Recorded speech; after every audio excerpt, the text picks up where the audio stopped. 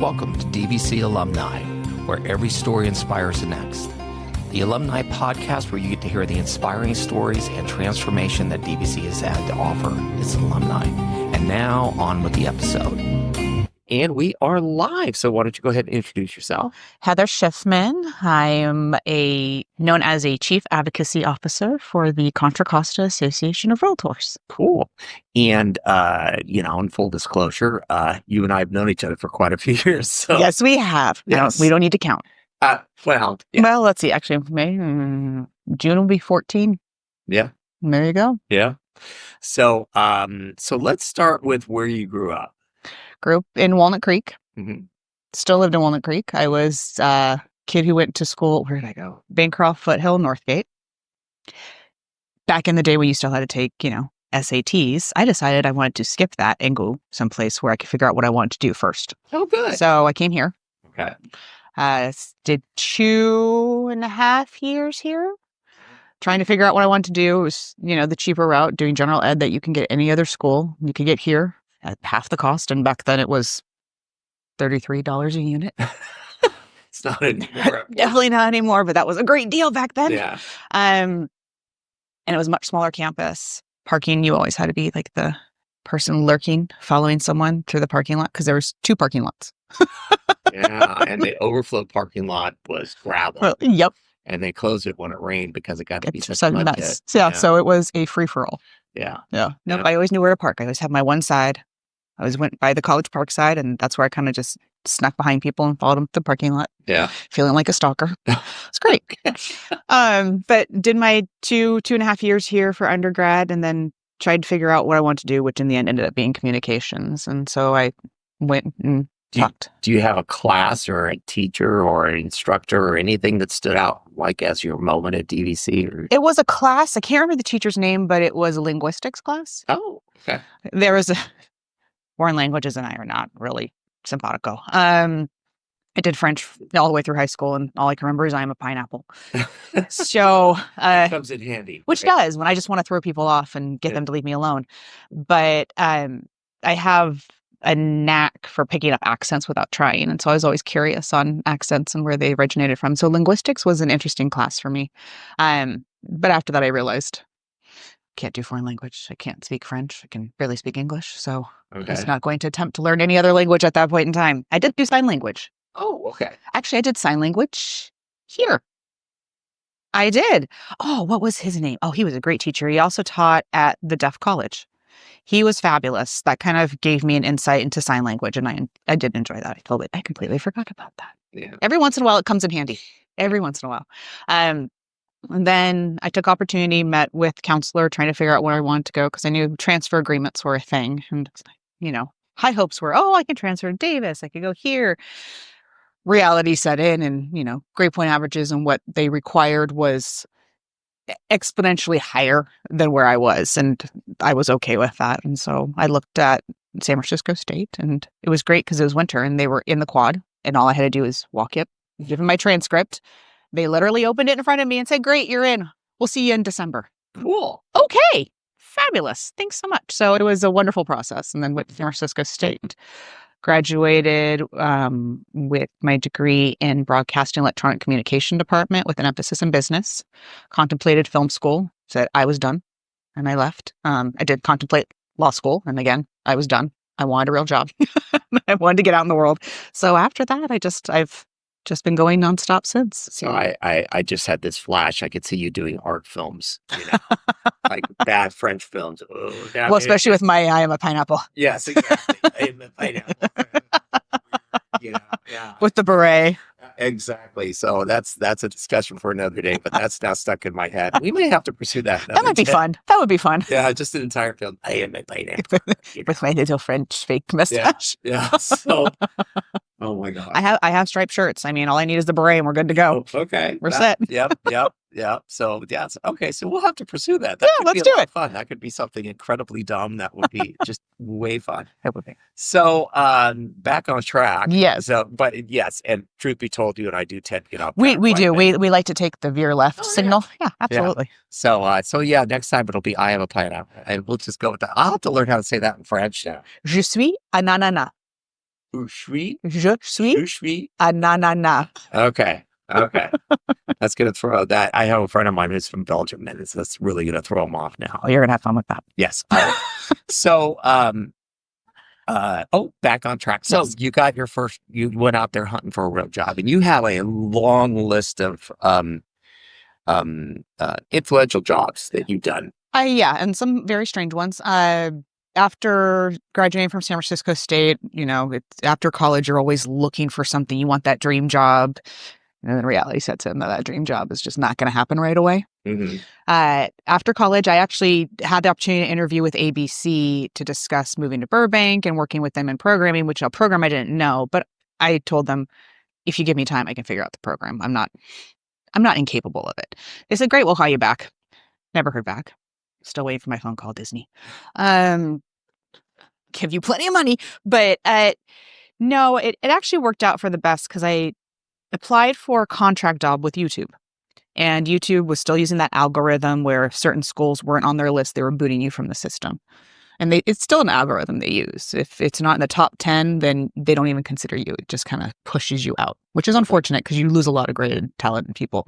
I was fortunate enough to get a contract position with them, and it was during the big Viacom lawsuit. Mm-hmm. So when Viacom was going through YouTube and taking down intellectual properties, so they were taking down anything that was copywritten, owned by anybody that was Viacom owned, which made my life very entertaining. So I worked contract with them in San Bruno. I worked in the intellectual property section of it. So within YouTube, I hate to tell everybody, but whatever you think is private is not private. They do go through it because of liability and safety reasons. And there are things in my brain that I will never unsee, unfortunately. Well, I was going to say, it's like anybody that's on YouTube that thinks that it's private, right, has lost their mind. Yeah. It's like anything on Google or email or anything. If it's absolutely been out there on the interwebs. Like, yeah. No. And because for liability issues and for security purposes, they do go through it. And let's just say chairs and desks had to be converted and moved so that when people would walk into the building, they weren't seeing what we were watching. Many things that were inappropriate for anybody. But what was fun about the intellectual property area is I had my own queue and I was going through the copyright requests, and I was probably the most hated person at that time. I got a lot of emails yelling at me saying they own this video, and I went, you need to go back to school and look up what copyright means. Yeah. Last time I checked, you don't own CBS and you're not the president, so no. I actually had someone send a letter to the FBI in Louisiana filing a complaint against me from taking down their video, which was a CBS interview with the president. And he said, this is my video, I own it, and Heather, last name unknown, has taken it down. And the staff at YouTube are very proud of me, and they gave it to me in a frame. Where it is in my house, I have no idea. Okay. But it was a very proud moment, like, you've made it. So yes, you'll have to find that and I'll have to see if I can copy that. That would be awesome. I'll have to see if I can find it. Maybe it's at Mom's house in the attic. Yeah. It's very possible. But that contract was a little under a year. When they tell you there is a thing of YouTube 15, there is a YouTube 15. That kitchen is fully stocked. One of my colleagues apparently gained 15 pounds and none of us noticed. Oh. Because breakfast, lunch, and dinner, you could take it home. We're constantly stocked. Yeah, and candy. you're sitting all the time. And you're sitting all the time, and then you're looking at the kitchen going, oh, that looks really good. Ooh, donuts on Friday or bagels on Friday, and they'd alternate. Great chefs. Great staff. I mean, the staff that were there that were full-time staff were actually very welcoming, very fun. There was Nerf gun games all the time. One of my colleagues, they liked him so much, they actually took apart his desk and hid it from him and actually set it up so he can use it. The best part was it took us a good 30 minutes to figure out where it was. And I just happened to walk into the women's restroom and there it was. Set up and ready to go. Okay. Then we had to take it apart and put it back where it was supposed to be. But yeah, it was a fun opportunity, and I'm grateful for it. But so you didn't get to stay there. I didn't get to stay there, okay. Sadly. But I, in the end, again, it all works out. Your desk, though. They didn't move my desk. Okay. They were, because I had to look at. I will say this: for some reason, I was the person who was picked by all the guys to go, can you confirm her age? Okay. So they were nice to me because I had to confirm ages. I'm like, yeah. Okay. No. I got the whoopee cushions on my chair or got hit with Nerf guns. That was so my desk never got moved, but there were other aspects to it. Like all of a sudden, a random Nerf gun fight would occur, and they come around the corner and start attacking. Just because why not? It was fun. It's like being in college all over again, with better food. After that, kind of had a null moment where I was working retail and trying to find something, and I ended up applying for a job for a state assemblyman at the time, Assemblymember Mark DeSaulnier, and that's when my political career kind of began. Okay. And I think that's about when I met you. Yeah. Because you were. So that's longer than 14 years ago. We don't have to say that. So we're gonna say that was 15 years ago. There we go. But yeah, I think it was about then because you were working for Mark DeSaulnier. Mm-hmm. And I remember those couple other folks. I remember Cliff came in shortly after that. Cliff was for Mitchoff. Yes. So he was after Cliff. He was after Mark moved to Senate. Right. When he went to state Senate, then Karen went into County Board of Supervisors. Right. So Cliff was there, but Leah, Lisa, they're all those people, and they're all still around. Yeah. We have to do a little reunion. I know. It'd be fun. Actually, it would be fun. Yeah. It could be very interesting. Okay, so you went through, and because you worked for DeSaulnier for a while. I did.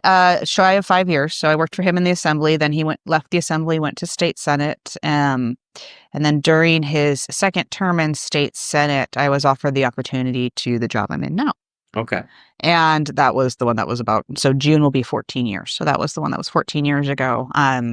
I left right before a year before he went to Congress. So he's been in Congress since. Oh, and you missed all the fun then. I did, but I was okay with that. Yeah. I'm really happy with it. Well, I have to admit, I was very happy when he was the guy that got to replace George Miller. And it didn't become this kind of free-for-all, and you were guessing. I was very sad to see when Ellen Townsend moved to, and I get why they picked her, for the Secretary of State's office, but it was just like somebody that was dependable on a good advocate for our constituents. But all right, so we'll stop on that little thing.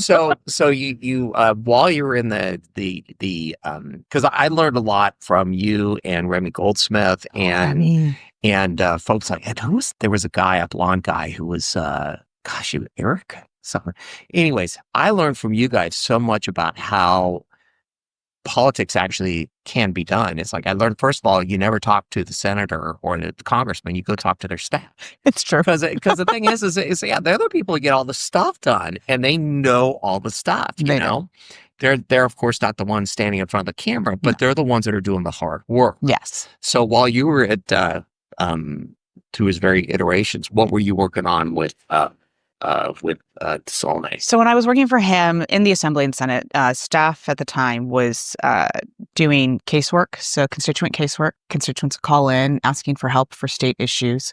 In the Senate, it was very prolific because it was a downturn in the economy. So I was helping people with refinancing their loans, trying to find out where their unemployment was. Where was their unemployment check? Why hadn't they received it? And so we became the advocates for the middle ground. And in order to do so, they'd have to call us, they'd have to fill out paperwork, but it allowed us to go through the back channels versus the route they're going, which is usually customer service, and you have to go through different hoops. At some point, I ended up. By the way, you're finding out the underbelly of how to get it actually done. Call your congressman's office. Yes. Yeah. Don't or have state. To speak or state. Don't call it. Don't talk to the person. Talk to staff. Yeah, staff, because they can get stuff done. So anyway, sorry to. No, you're fine. And I also covered DMV, which always had the most entertaining. Actually, that was probably the most rewarding one because it was mostly the constituents that would call were senior citizens. And it was, I haven't got my license yet, or I don't know why I'm not getting my license. And it was simply finding out the details and providing it to them. And a lot of them were very grateful and they appreciate it. And they would always call, even just to check in. At that point, once you had solved their problem, because why not? They're like, hey, just calling in, seeing how you're doing. Because you spent so much time helping them get an answer and they're appreciative of it. They feel like there's a connection there now. Now, don't get me wrong. There were some interesting characters along the way, many of which who were not allowed to be in a room with the elected official, mostly for the elected officials' safety. But I did a lot of constituent casework in that aspect. Firearms, DMV. I had a very interesting group. Housing. And unemployment. Those were... Well, and then now that I'm thinking about it, that time period was brutal. Yeah. It was, it was during the downturn. A lot of housing and unemployment. 9, 10, it was just I was busy. A lot of phone calls. Yes, a lot of stuff Phone going on. calls. So that was so that would have been like right around that time period. Oh my gosh, yeah, Yeah. that you went over to where you're at now. Yep. Okay. At the end of that last downturn, I had moved over to full housing. Yes. So well, which is interesting. So talk about that because I'm thinking about that, going, wow, that was interesting timing. You know, it was an interesting timing, but it's a very different animal. So the congressman likes to call me a name and I tease him about it, so we won't go there. But I when I left, I was no longer constituent casework. I was working for a trade organization. So it wasn't just the constituency I was helping, it was a certain group of people. In this case, it's realtors. And so at that time, they weren't as focused on the downturn aspect of it, which was an interesting change. They were more focused on what was coming from the state. Development was an issue. PG&E going in and changing all the meters. Remember that big thing? Oh yes. So that was happening. The meter change. And I know we had some conversation with Tom Garino about that. Oh, yes. Tom. Yeah. My buddy. Yeah. But yeah, it was one of those. It was such a different mindset, where you went from constituent casework, which sometimes it felt like it, but what was great is there's the first couple of months I would get phone calls. I'm like, oh, you need to call your local state senator. And I loved it. I'm like, I'm sending people your way. Yeah. But it was also more of, I knew where to send them. So it felt good, but it was also nice to be like, yours, not mine. Yep. Have fun. But yeah, it's just a totally different mindset. So within our membership currently, we're between 38 and 4,000 members, 3,800, 4,000 members. Not all of them are necessarily active in the sense of being involved in committees that are part of the association or the board of directors or state and national, but they're still involved. So how big is your constituents do you have for your group? So I mean, ours is Contra based Costa County, right? Well, we're actually central and west. So Okay. The way it works is that as an organization, we actually merged with West. Oh my gosh, 8 years ago. So for the longest time, it was just Central Contra Costa County. And then we merged with West Contra Costa. So now we're Central and West. And then you hit Pittsburgh Bay Point. So right up above Concord, they hit Pittsburgh Bay Point, and that is another association. They have the 5 remaining cities in Contra Costa County. So you're going to get the Naval Weapons Station, aren't you? Oh, yeah. That's been a fun conversation. We'll get to that. I'll be dead before that's done. Yeah. But yeah, so as an organization, we represent Central and West. And the way ours works is that's our jurisdiction, what I cover. Member-wise, while we have about 4,000 members, they are spread throughout Contra Costa County and Alameda County. We're considered their primary association, their association of choice. Usually that means the broker has decided that this is the association, this is going to be our primary, and this is where you need to belong. You can belong secondary anywhere else with MLS access, multiple listing service access. Sorry. I do acronyms and I don't realize it. Yeah. But we give or take 3,800 to 4,000 members. And so they're all either active in some way, but right now it's a bit slow for members. And is that due to kind of like what the economy is doing? Because I know there's a lot of confusion about, I know the market got a little bit soft, and I know that some of the mortgage folks that I know have moved over to, for the moment, like doing reverse mortgages and stuff. Yeah. And I think what it really is no one wants to divorce their 2.5% interest rate. And that's the killer. I mean, with the interest rates being between 6.5 and 7, it's hard for people to even contemplate paying that, which doesn't crack me up, but I find it comical because when my mom and my parents were buying a house, it was 18%. Well, I was going to say my mom bought a house. And she bought a house. They bought a house they bought in the 70s, and then she refinanced at 18%. She was selling at that point houses, and they were going for, $50,000, $60,000. Well, and that's it. It's also, so that's where the interesting thing is. While the interest rate was extremely high, the cost of housing was extremely low. Yeah. And so what you're seeing is you're still seeing that high cost of living, especially in Contra Costa County. But you're seeing the interest rates kind of holding steady at a 7%. And I've talked to friends because I bought my house, luckily during the downturn. I bought a short sale, and it was actual short sale, not the fake short sale where it's taking like 20 months, but an actual short sale. And I was fortunate enough to be able to get in at that point. But the friends who I have who are renters, I've always asked them, are you ever going to buy? And their comment has never been about the interest rate. It's been about the cost of the house itself. Because you can always go in and refinance a lower than interest rate. That's not there, but the problem, it's the actual dollar amount. And unfortunately, we are in an area that is continuously increasing in price. West and East County are still somewhat what they consider affordable. So it's under 900,000, under $1 million. But it's also, you're just not getting the developmental needs. So, supply and demand is still a problem. We're just not building housing fast enough. And at no point will we ever catch up. It's just the reality of California. And I think just the US in general, we're never going to catch up with the need of housing. RENA makes it very difficult for cities and jurisdictions to hit that because, excuse me for saying this, but unfortunately, the state believes they know what's best for each community that they've never been in. And this is where I side with cities and municipalities, because when you have a state entity telling you, well, you have this land here and it's not being developed, you should be developing there. And that's why they're getting denied their housing elements, because they think as though, nope, you still have area to build. And the reality is that none of these people in the housing department have ever checked and gone to the actual jurisdiction and seen what the city has. When they send in saying, no, we really don't have anywhere else to build. We are very limited. This is protected land, or this needs to be rezoned, or we have a height limit and we can't build anymore here. And unfortunately, the state is somewhat, I don't want to say blind to it, but in a sense, they're blind to it because they have their set orders and that's their orders. And so they're sending it down. Well, I think the struggle with California, and I get this from like friends that, like I have a friend of mine who's in Florida, good friend. He and I have known each other, and he's been here, he comes out here once in a blue moon when we work together.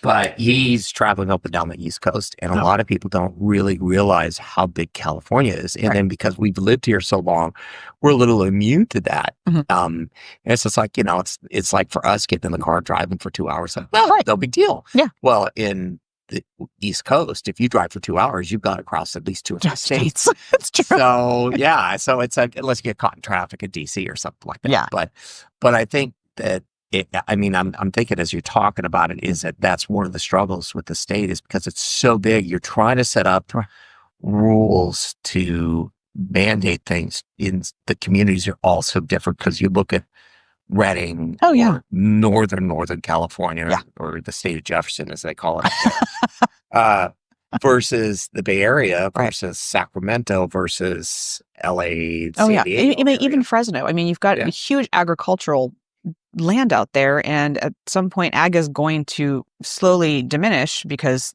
the soil can't hold it anymore, our weather is too obscure, and the water issue. And then at some point all that land is going to get sold off and they can develop. But I think yes, our population constantly grows, and yes, we need housing, and yes, we need affordable housing for the middle and lower.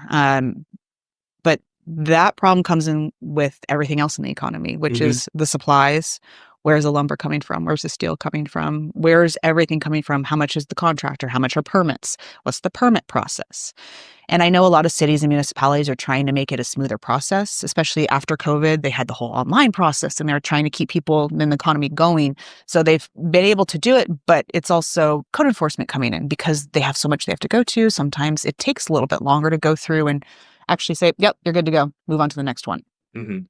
So I think there's the reality of how long it's going to take for a development is the unfortunate reality. I mean, there's people who've been able to take advantage of federal financing, and you have a development in San Ramon that is a senior housing, and I believe it's moderate to low income, but it was all done with grants. And assisted money from the city. And so you have the builder who applied for numerous grants from the federal government and took advantage of all these grants and opportunities out there that was able to essentially bring senior housing to San Ramon at a low, moderate cost so that seniors can afford to live there, to move in there, where they don't have to pay $10,000 to move into Rossmore. So it's just a very different aspect of it. And there's people who are utilizing the programs out there and figuring it out, but it doesn't work for every community, unfortunately. And you still have, right now, Concord is looking at rezoning certain areas in their district that are empty lots off Clayton that have just been sitting desolate, and they need to do something with it. And they have these set mandates from the state that require them to build. And so now they're looking where they can. If no one's going in, if no business is willing to take over this property, it's been vacant for this long, we need to do something with it. Yeah, and it reminds me there's a chunk of little chunk of the world over off of Oak Park Boulevard, across from a little Safeway. Used to have a gas station there, and I mean, I remember when the gas station was there, so it's been a long time, and it's been gone a long time. It's been remediated. In matter of fact, they had to do that because it had tanks and everything else, which is, well, that's the truth of any gas station that's more than 15 minutes old, and. But the land's been remediated, and the guy that owns it is like, he doesn't want to do anything because he just doesn't want to. No. And, people talk to him about putting in a parking lot there, but he's just like, no, I'm not going to worry about it. And so I can see where cities run into that problem to where they can't make somebody do something. Yeah. And then you get a situation like in Concord where we mentioned earlier, the weapon station. So there's some folks that are very optimistic about it because it seems to be kind of moving forward in theory. Right. And there's always going to be infighting because it's a huge piece of land, so everybody wants a piece. Absolutely. And there's a lot of potential there. I know there's been discussions with now Senator Grayson in the past where he said, I would love to put an extension for a UC out here. Bring in another college, bring in some more academic, have it on campus. Like there has been conversations, and that was the previous developer. So I don't know if that's still even an idea now or if it's being discussed. And, it's that land forever has just been there. Yeah. It's just been there. Like it's just there. And I know the Navy wants to get rid of it because they want it off their hands. They don't have to worry about it anymore, but it's the cleanup and it's the soil and it's working with the developer, and everyone has to agree on the developer. And it is a long, painstaking process. The process started when Congressman DeSaulnier was on city council, and that's right. A very, very long time ago. So they're going to have to remediate. They're going to have to come to an agreement, and it's going to be bits and pieces. And I think it's going to be section and section. Then you have to also get the open space people on board with how much is still protected. Residents in Pittsburgh are going to have to be okay with how far up it goes because it could go up that side up to right where that Pittsburgh line is, and of course. Well, and then the other thing, and this has always been my first thought, is is Highway 4 right now is better than it's ever been. It's not perfect, but it's way better than it's ever been in my lifetime. I remember when that was a 2-lane road. Oh, yeah. That was just awful. Yeah. And we're talking, I'm looking back when I remember it, going back 50 years. So now you're going to, let's build, 10,000 houses out there and, plus some industrial and all the other stuff. So at some point, all those people are going to get on a freeway somewhere. Oh, yeah. And then the entrance and exits right there. Yeah. I think the hope is that whoever resides there, they're going to be locals. I know a lot of our residents in Contra Costa County are known for commuting out for work. That's why we have such a heavy flow of traffic. Is a lot of them are out commuters because they can't afford to live where they work, and that's right. and that is the truth of California in general. You can't afford to live where you work because of the cost of living. So a lot of our residents commute out, which is why the commute is generally just such a sad little show, and why it's always on KTVU first thing in the morning. Well, in Contra Costa County, I'm like, great, 680, thank you, 24, woo.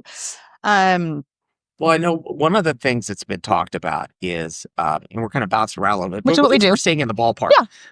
One of the things that's been talked about, and this is like, for instance, here there's here fostered out of Diagonal Culture is the Diagonal Valley Tech Initiative. Oh, okay. Which we've talked about in the DVTI, that they've talked about, and there's been talk about developments along the Pittsburgh Bay Point waterfront and things like that. Yeah. But bringing in like high tech, so maybe that would push people to the Revere community. That would be nice. That would be nice. I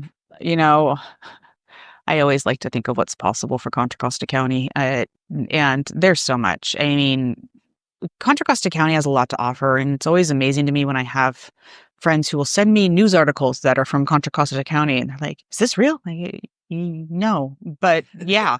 So it could happen, but it's a pipe dream at this point, much like in my brain, until that lovely shovel hits that ground on Concord Naval Weapons Station. I just keep hoping. I'm like, can you at least dig a hole before I croak. But I think that project is going to be forever ongoing. It's going to be in parts. It's going to be in sections. I know the city council wants to get it started.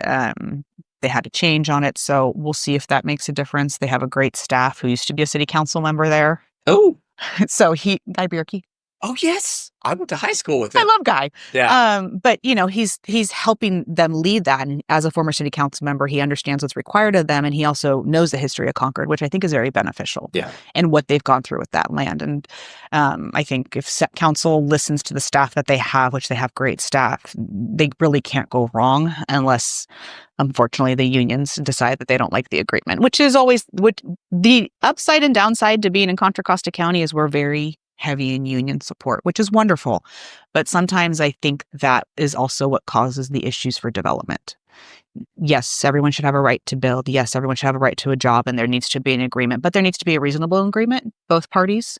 And I know they can get there. So I think they just need to, council needs to follow staff and understanding what's happening, listen to staff's recommendation, ask them the questions needed, work with the unions to get this solidified and get going. Mm-hmm. They've had residential feedback from all the previous developers. Take what those developers had, take that, rework it for what works for the new developer, and go from there. And like I said, I don't think the shovel's going in the ground anytime soon, but it's always a progress when they're still having the conversation. Yeah, people are sitting around the table, at least chat. Yes, versus going like, we'll deal with it later. Yeah, it'll be fine. We don't like you anymore, and everybody leaves the table. Right, or somebody doesn't get their way and has a stink at city council. And I one of the best things I ever heard was a good compromise where everybody walks away pissed off. Absolutely, and I am a full believer in that. Yeah. Working for the state, 100% agree with it. Yeah, and I think, in the day and age we're in now, where everything is just so contentious, everyone is angry and negative and mean, and it's not where we were at the point where you could go and talk to somebody of other political parties and have a conversation, but agree to disagree respectfully. Mm-hmm. Like, well, this is what I believe. Great, but what about this? And still have a conversation without ramming each other down each other's throats, mm-hmm. or saying, you're an idiot, you're stupid. And, unfortunately... Well, the minute you do, it's evolved into ad hominems. It's like, you're not playing at the table. You're not playing at the table anymore. And unfortunately, that is where our federal... moving right along. Yeah. So what do you see as the next? I mean, you've been at the representing as an advocate for the realtors here, mm-hmm. And you've been through several cycles of stuff. Yes, variety of things. I mean, I don't even know what to call it anymore because we went through the downturn. Stuff is a perfect definition. I think that's stuff. What we'll just call it stuff. Yes, and we see booms and busts and So what do you see like, or what can people do? I'm trying to even think. I mean, what is kind of the next couple of years look like? I mean, it's like at this point, we don't know what the next 15 minutes looks like. We don't know what the next 5 minutes looks like. But I think part of it is here in California, we're somewhat insulated from a lot of the uncertainty. Yeah, I mean, and honestly, California is a unique animal, and there mm-hmm. are a few other states that are like us. Texas and Florida being the other two, because we're such a large state, and how many residents we actually have makes us 3 of the largest states and also some of the strongest financially. For California, even just in Contra Costa County, unfortunately, with what's going on in the world, I wish I had a magic ball. I really do. I wish I had a magic 8 ball, and it would actually tell me the truth versus saying come back later, or try again later. Yes. Prepare for the worst, expect the best is what I say. If people are looking to buy a home and invest in that, there's opportunities out there. Our members are very well versed in applications out there, VA, FHA, all of the programs out there. If the agent knows what they're doing, they will find a way for you to get that home. It might mean you have to save a little bit more. You have to no more Starbucks for a couple of months. But there are programs out there. I know the state is constantly talking about possibly a savings program It's kind of been on and off for the past 10 years. We're looking at a state program where people have a savings account where they can put money without having to pay taxes on it when they take it out for a down payment, because it's allowing them to save to be a first-time home buyer. I know there's first-time home buyer programs out there in most municipalities. A lot of them have them still, and they're funding them. You just have to go on their city's website and see what's available. Our association, if you use a realtor, actually the state association, there used to be, and I think they're trying to refund it again, a first-time home buyer program where they would help pay your closing costs. So there's always something out there to help offset some costs. Now, it may only be $5,000, but $5,000 still goes a long way. That's a lot of Starbucks. That's a lot of Starbucks. That's a couch. But there's things out there to help, and I really wish I could tell you what's happening in the next 5 minutes, frankly, but unfortunately, the president was quoted saying, "I wouldn't be surprised if we hit a recession." With everything currently happening, people losing their jobs, people getting to the point where they're not going to be able to afford the mortgage because they can't find another job, even though there are plenty of jobs out there. It depends on where you are and what's available to you. Some people can't afford to relocate. It's just the unfortunate reality to it. And I think if people continuously lose their jobs and the market can't handle it, then I think we will hit a recession. I don't think it'll be as massive. I hope, actually, I would like to say, I hope it's not as massive as it was in 2008. But I would see that occurring. I don't know how much housing costs will go down. I mean, the average cost, I think I looked at Contra Costa County, was $1 million. And that depends. I know. Like, I'm never moving. I can never afford to move. And I'm never divorcing my 2.5%. Let's be honest. That is mine. I am the problem. Yes. Well, because it used to be the average turnaround time for someone owning a home is you would move every 7 to 10 years. You're not seeing that. You're seeing people hunker down for 20 plus years. Well, and I know that was one of the things that occurred at Grayton Gardens at one point, because it's like they built the place up, it was post-war, 1950s, all got, there were track homes, everybody bought one, their interest rate was, $1.50 or whatever the heck it was. Cost them $20,000. Yeah, well, probably less. I think they were originally going to go for like $9,000 or $10,000 or something like that. Oh, that was more. That sounds amazing. Sorry, but then what happened is all those people stayed in their homes. Yeah. And so they had all these great schools, and then everybody aged to a point where they didn't have their kids there anymore. The kids moved on. Right. So then they started quoting like Strandwood Strandwood stayed open, Grayton Gardens at Coast. And then of course, those houses turned over, but it was about the time when interest rates were still pretty good. Yeah. And I think a lot of people like to blame Prop 13 on it, which is, Prop 13's whole purpose was to keep the seniors housed. It wasn't anything malicious. It was nothing else. It was the fact that you have people who've invested in a property. They are now on a fixed income, which is Social Security. And at this point, who the hell knows what's going to happen with Social Security. But you've got people on a fixed income, and you have to be able to house them someplace. And if that meant they stayed there and that Prop 13 was the reality, that was the reality. I know a lot of people like to blame it for the housing market. It's not the reason for the housing market. There just aren't enough houses. There's just not enough houses. Let's be clear on that, folks. Not enough. But what you do see is you're starting to see, so a couple years ago, state association brought forward a bill which would allow seniors who had Prop 13 to take their property anywhere in California, their tax base with them anywhere in California, and move up to 3 times, taking that tax base with them. Oh, what? Opening up housing in jurisdictions because grandparents want to move where their grandkids are, or the parents want to move where their children are, because family wants to be together. They want to downsize. It's like, they don't want exactly. And it's feet. Right. And what's interesting is they don't take that full tax base and that's all they stick. They either go up or down depending on what they buy. So it's not a flat, but there's a slight increase. So it's not as though they're getting 100% what they had, but they're still getting somewhat of a deal in the sense of you don't have to worry about skyrocketing to where you're not used to and what you can't afford. So there's ways we're trying to get the housing open. We're trying to find incentives for it, but now you've got insurance. That's a whole other podcast. That's a different show, folks. That's a whole other podcast. We could go on for hours. But that's also kind of affecting the housing market too. Because people are losing any funding if they can't get fire insurance. And lenders are backing out saying, nope, we can't support that. We can't approve this because of the risk. And now with the new maps out, it's going to cause more of a burden. So it's not even just the financial cost now, it's the lack of insurance cost. And with the governor asking the maps to be updated, you've actually seen it creep in now, even further in Contra Costa County. And it's like this little small area in Contra Costa County, which still has no fire risk, but it's not very big. It's like Pleasant Hill, BART area. Yeah. And a little bit of Concord, a little bit downtown Walnut Creek. And to be fair, and it's, I mean, the risk of fire in the state of California is nothing but go up. And up. And now with the new fire maps coming out, I think it's going to be interesting this next legislative cycle. The governor's really pushing a lot of fire mandates through. You've got a lot of legislative members who are trying to protect their residents in Southern California who are affected by the fires. You've got a group who's looking to try and attack those properties and ultimates, much like they tried to in Maui, where they wanted developers to go in and take over and buy the land and redevelop. But these people still own this land.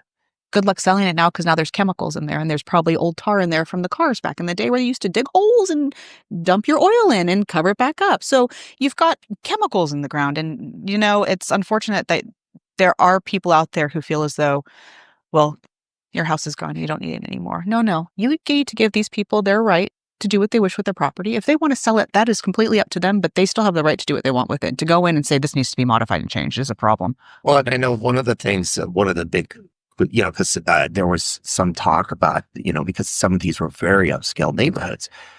The thing is a lot of those folks were not completely covered. So maybe you had a $3 million home and you're only covered for half of that.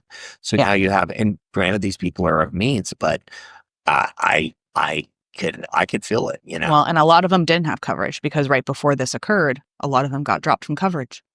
And so a lot of them were like, kept playing off going, I'll find it soon. No big deal. I'm not worried. It's not going to happen here. And that's always someone's mindset is, it's not going to happen to me. No big deal. Not a problem. Like earthquakes. It is, which apparently we had yesterday and nobody felt it. Yes, we did. My wife asked me, says, did you feel that? Was that an earthquake? And it's like, yes, honey, it was. But the wind was so strong. Who knows? You never know. It's just the wind shaking the old building. Yeah.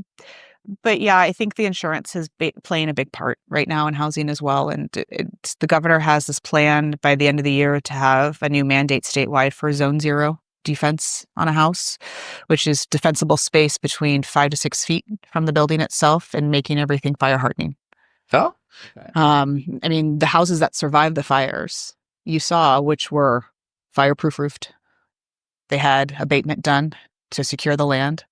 They had as much fire retardant as they could on the exterior and stucco. And there were aspects of it that allowed that house to stand because of how they protected the exterior of it. Mm-hmm. And unfortunately, I think that's going to probably be here before we know it. You've got a lot of communities already looking at it. Actually, even prior to the fire, the outgoing fire chief for Moraga Orinda Fire District was already pushing this idea of Moraga Orinda. Oh, really? Yeah. Because Moraga Orinda, where they are, is that one location where, very much like Pasadena, you got a 2-road in and out situation, and that's a lot of green out there. Well, and I know that because Jay Listen from the Lafayette chamber, when he and I were working on stuff, Pleasant Hill, our biggest concern was earthquake. Yeah. Lafayette is a wildfire because, again, it's like you have these canyons, very wooded. Oh, yeah. So Moraga Orinda is the same thing. It's the same thing. Yeah, they're not worried about the world burning down. No. They're not worried about the world shaking. They're worried about it. Catch fire. And what's interesting is I've come to learn a lot of residents don't realize that their cities and county actually have abatement ordinances in place. They're not always enforced, but at this point, that might be changing completely. I know Moraga Orinda Fire District has always been very much on it. We've worked with them to get things taken care of before the completion of a sale of a home so that everyone's aware and things are taken care of. But community-wise, they have been at the forefront and making sure their community is protected. So the fact that the outgoing chief, started talking about Zone 0 before the fire, was like, oh, that's a little fortuitous. So, well, but it usually is. It's like earthquake pits. Back before '89, it was like everyone was like, yeah, that's fine. And then the big bridge falls down. The Marina District falls into the ocean, and blah blah blah. Everyone's stuck. The fact that we only ended up with I mean, it's horrible as it is, but only 100 people died in an area with, I think, about 4 million people lived here then. I think we're up to 6 at this point. Yeah. I mean, I remember when that happened. I was at my grandparents' house, hanging on for dear life onto the bed. But it's after that. It's after that everyone kind of clicks. Well, after the Oakland fires. Yes. It kind of clicked at everyone's head going, oh, Yeah. Oh my goodness. I guess we should have stuff ready to go. I mean, I remember driving through it as a kid. It was absolutely devastating. Yeah. Just seeing everyone's homes and area gone. And I can't even imagine what LA looks like. I have friends who are down there and they got evacuated. Their family got evacuated. A couple of their family members lost their home, their childhood memories, and now they've got to figure out. And I think because California is so large, the fire that happened down there affected everybody at some point. Somebody knows somebody that was affected by it. Oh no, I Yeah. feel that, but I think also because California is so large, there's a certain amount of distance insulation Right. from the. So yeah. Oh, that's very sad, but it's way over there, Right. and it doesn't problem. really. Yeah, and it's like Yeah. the truth is that's going to affect all of us. Oh yeah. Well, I mean, you've got residents in Moraga suing the city because of the fire concern. Oh, really? Oh yeah. I did not know. Oh yeah. They decided like, oh well, this is your problem. Well, it's a community problem, let's be honest. But I don't know why suing a city is going to solve the problem. They can't widen the roads anymore, folks. So I don't. It'll be interesting. I'm curious to see what happens. Lafayette's going through a lawsuit again. They're suing the city again because of the housing element. They don't feel as though they're being truthful in what they're attempting to build. So there's always something going on. Probably was triggered off that development off of Deer Hill Road. Oh, it was before. Oh, really? Yeah. No. So now, sorry, microphone. So where the crosses are in Lafayette, that's currently a fight. Someone wants to build there and obstruct views and take away a memorial that was never initially started as a memorial. Oh, yeah. And it's kind of grown to a memorial, and that's what people know it as now. There was a whole thing where it was proposed that they violated the sign ordinance, and then they took down the one element that did, which was the big sign. Said, sign, and then they left the crosses up there, and so and it's actually become like a little landmark for Lafayette. So we'll see what happens there. But no, there is a group of residents who feel as though the housing element that was approved by the state that Lafayette submitted is not truthful in the reality of what could be built. Mm-hmm. And so they're calling that out. Okay. And Port Lafayette, I think this is what their 6th lawsuit in 5 years. It's not easy. I mean, when you're trying to build, and again, here we go, side off. When you're trying to build in communities, you have residents who don't want it. Not NIMBYs, not my backyard. And then you have YIMBYs, yes, in my backyard. And none of the two shall ever meet because they don't play well. They don't play well in the sandbox, no. And the reality is that when cities don't complete their housing element and it's not done, they lose financing from the state. They lose transportation funding. And it's an educational thing. Danville took the step to educate their residents because Danville is one of those communities where people just don't want building there. This is a small town. We don't need more. This is fine.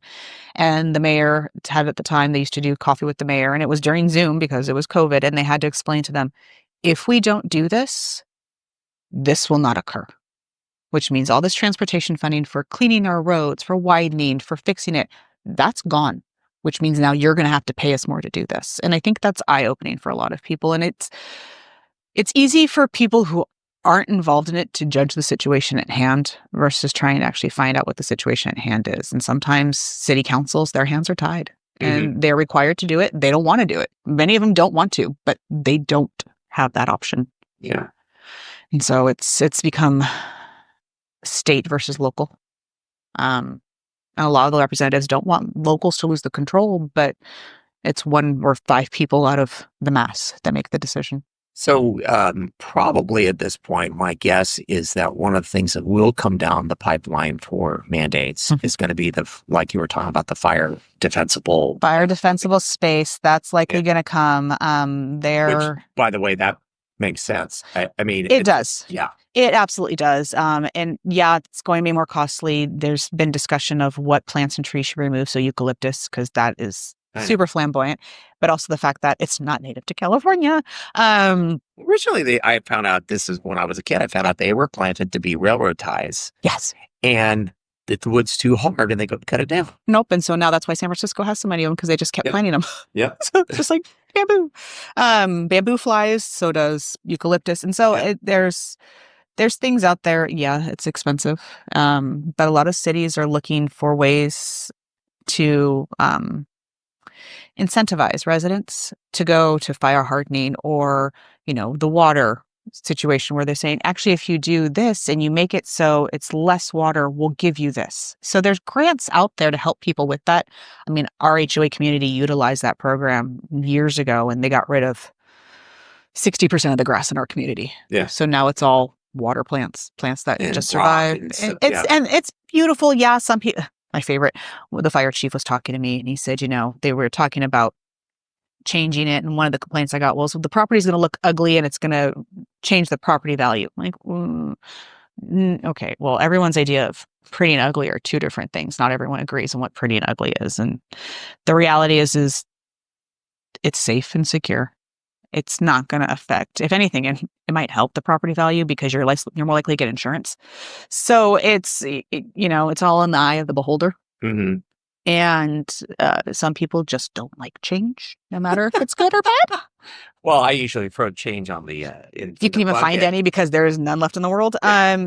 But yeah, you've got enough residents who don't like change, that are just happy the way things are, and nothing needs to be done. We're fine. We're good. And those are the people who usually stick their head in the ground when something happens. So, this has been not the happiest one I've had, but I've enjoyed the conversation. But no, we do have some takeaways.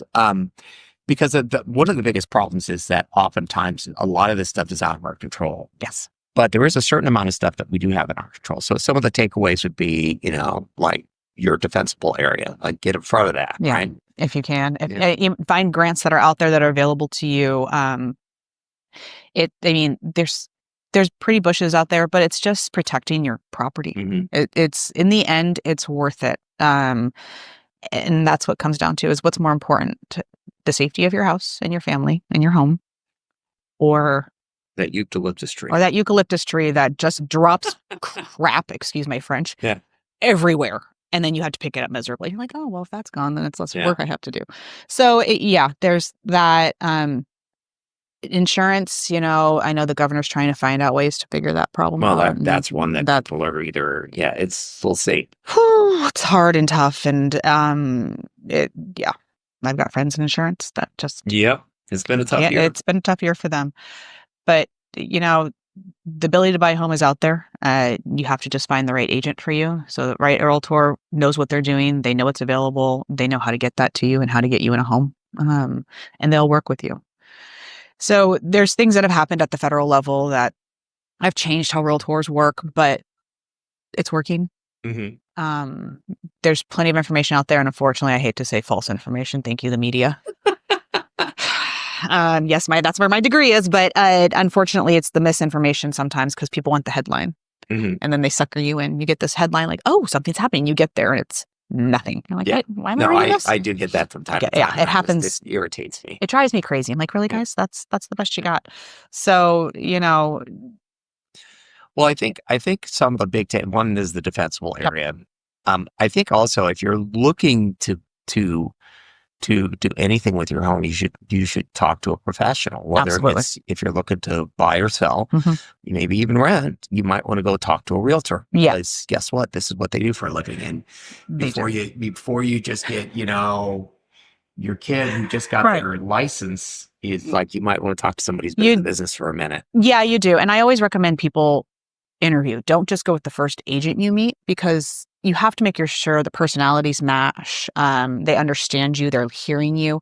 When I have people and friends ask me for recommendations, I give them a list of people. And I try and match them up with personalities. And I say, you need to interview them, because if you don't interview them and it doesn't work out, you're going to be unhappy. Yeah. And that's going to cause the process to either be extended or changed or modified. So I always say, interview, see who works for you, see who works best for you, and go that way. It's actually kind of like looking for a job. If you're looking for a job, or if you're looking for employees, the same thing, because a realtor at the end of the day is working for you. They are. So you might want to interview more than one. Absolutely. And find out that they're going to be a good match for what you're looking to do. Absolutely. And it really comes down to, you can ask some questions, like you can do basic research, like what's available out there to me. And if you feel as though they're not knowledgeable enough to help you, that answers your question, versus getting halfway down the road and you're still not understanding what you're asking for.